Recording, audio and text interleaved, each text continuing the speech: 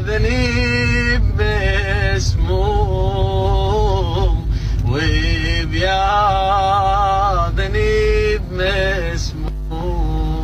عادتي الميت يشيعه تحضر اولاده وخوته عن يساره وعن يمين